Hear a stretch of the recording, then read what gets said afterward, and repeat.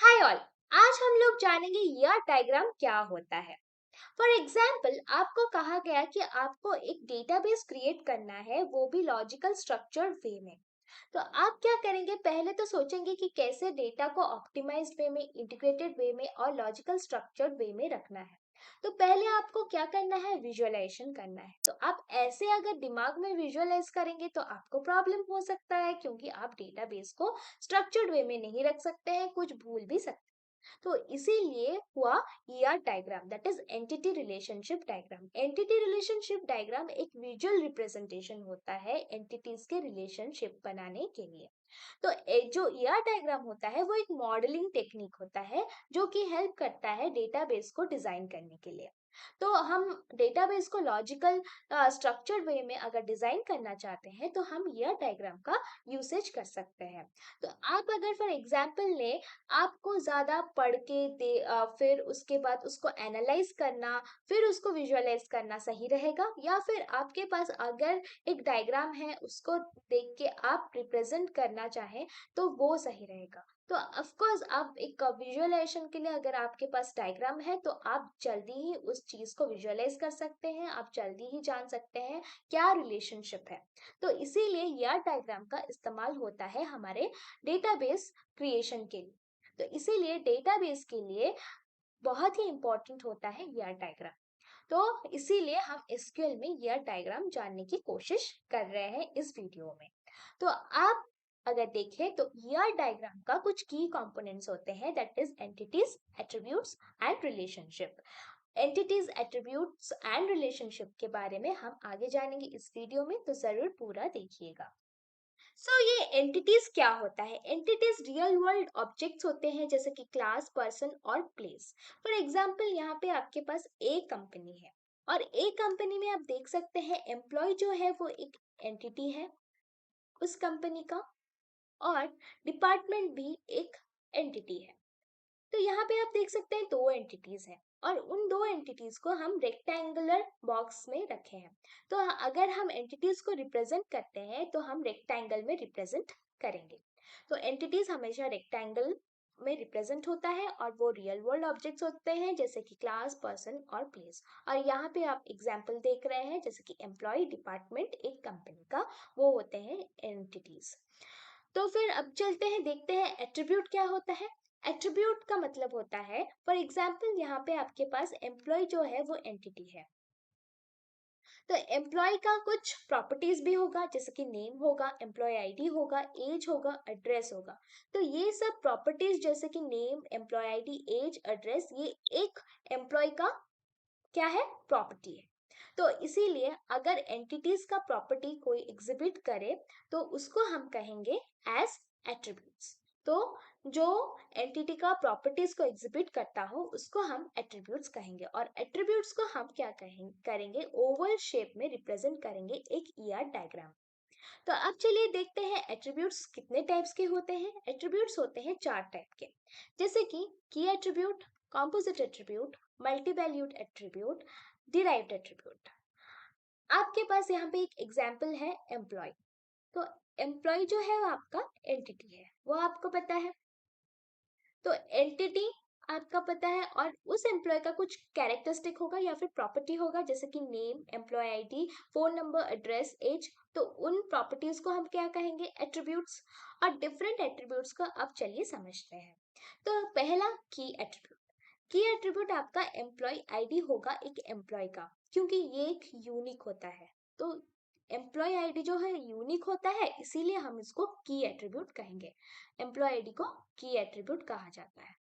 Next is आपका composite attribute. तो यहाँ पे नेम जो है कॉम्पोजिट एट्रीब्यूट है। कॉम्पोजिट एट्रीब्यूट इसीलिए कहा जाता है नेम को, क्योंकि यहाँ पे आप देख सकते हैं और भी मल्टीपल एट्रीब्यूट्स होते हैं एक नेम का, जैसे कि first name, last name, middle name, कुछ भी हो सकता है नेम का। तो इसको कॉम्पोजिट एट्रीब्यूट कहेंगे। Next is multi valued attribute. Multi valued attribute phone number हो सकता है। फोन नंबर इसीलिए हो सकता है क्योंकि फोन नंबर एक पर्सन का, एक एम्प्लॉय का 2 से 3 फोन नंबर हो सकते हैं, या फिर एक से भी ज्यादा फोन नंबर हो सकते हैं। इसीलिए हम उसको मल्टी वैल्यूड एट्रीब्यूट करते हैं फोन नंबर को। और फोन नंबर को हम रख रहे हैं दो ओवल्स के अंदर, डबल ओवल्स अगर है तो उसको हम कहेंगे मल्टी वैल्यूड एट्रीब्यूट। इससे हम समझ जाएंगे कि कौन सा हमारा की एट्रीब्यूट है, कौन सा हमारा कंपोजिट एट्रीब्यूट है और कौन सा हमारा मल्टी वैल्यूड एट्रीब्यूट है। चलिए समझते हैं डिराइव्ड एट्रीब्यूट। डिराइव्ड एट्रीब्यूट हमारा एज होगा। एज क्यों डिराइव्ड एट्रीब्यूट होगा? क्योंकि जो एज को हमने डिराइव किया हुआ है डेट ऑफ बर्थ से, डेट ऑफ बर्थ से डिराइव किया हुआ है, और जो एज है वो टाइम के हिसाब से भी चेंज होता है, इसीलिए डिराइव्ड एट्रीब्यूट कहा जाता है एज को। और एज को हम डॉटेड ओवल्स के अंदर रखते हैं, अगर डॉटेड ओवल्स है उसको हम कहेंगे डिराइव्ड एट्रीब्यूट। जो लास्ट की कंपोनेंट होता है यह डायग्राम का, वो होता है रिलेशनशिप। और जो रिलेशन होता है एंटिटीज के बीच में वही डिस्क्राइब करता है रिलेशनशिप, और रिलेशनशिप को हम रिप्रेजेंट करते हैं डायमंड या फिर रोम्बस से। अब चलिए जानते हैं कि रिलेशनशिप का की कंपोनेंट क्या होता है। रिलेशनशिप का की कंपोनेंट होता है कार्डिनलिटी।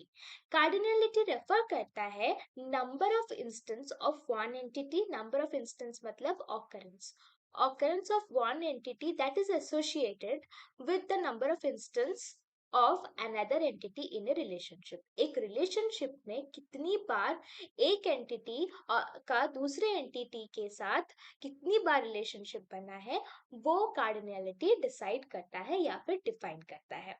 तो कार्डिनलिटी डिस्क्राइब करता है nature of relationship in terms of quantity of related entities. कितनी बार एंटिटीज जो है, एक एंटिटी दूसरे एंटिटी के साथ कितनी बार रिलेटेड है, वो डिस्क्राइब करता है हमारा कार्डिनलिटी।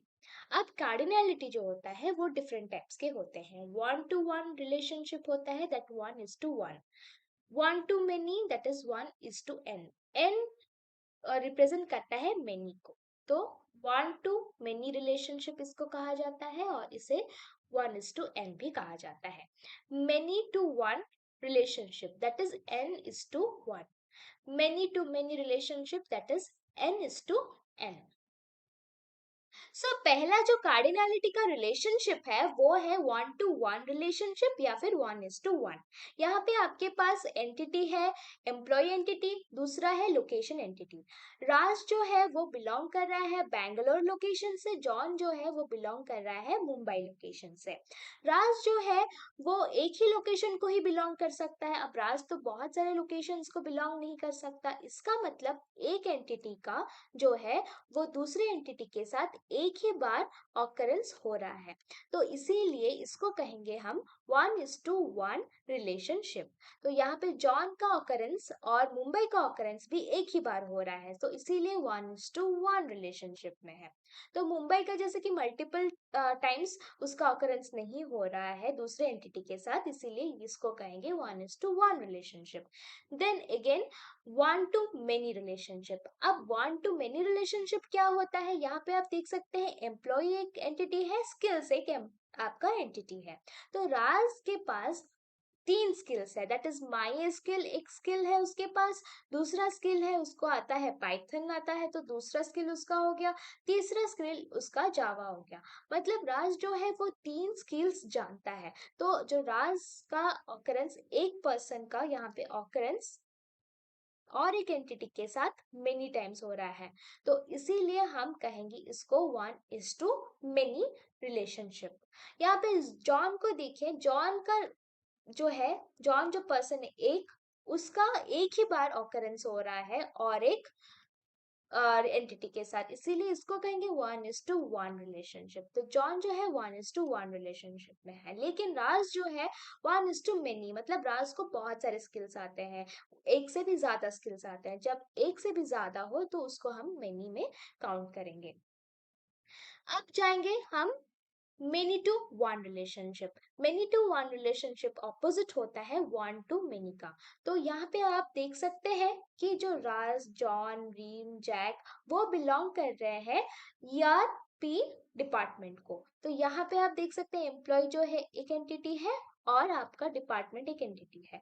तो राज, जॉन, रीम, जैक जो कि एम्प्लॉयज एंटिटी को बिलोंग करते हैं वो एक ही बार आपको दिखाई दे रहे हैं ईआरपी डिपार्टमेंट में।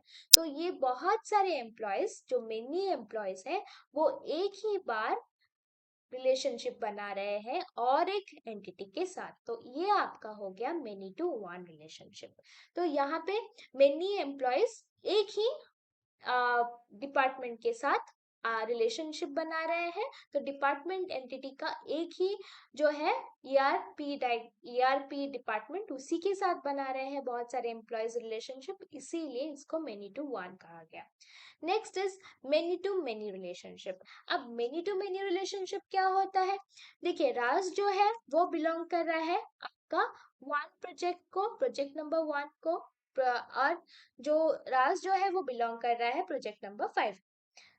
यहाँ पे जॉन जो है वो बिलोंग कर रहा है प्रोजेक्ट नंबर 2 को और प्रोजेक्ट नंबर 4। फिर रीम जो है वो बिलोंग किसमें कर रहा है? प्रोजेक्ट नंबर 1 को और प्रोजेक्ट नंबर 2 को। फिर जैक जो है वो बिलोंग कर रहा है प्रोजेक्ट नंबर 4 को, अगेन प्रोजेक्ट नंबर 5 को। इसका मतलब एक एम्प्लॉय बहुत सारे प्रोजेक्ट्स में अलर्टेड है और बहुत सारे प्रोजेक्ट्स हैं जो एक ही एम्प्लॉय को बिलोंग कर रहा है। इसका मतलब यहाँ पे मेनी टू मेनी रिलेशनशिप हो रहा है। तो जब एक एंटिटी दूसरे एंटिटी के साथ बहुत बार रिलेशनशिप बना रहा हो, उसको मेनी टू मेनी रिलेशनशिप हम कहेंगे।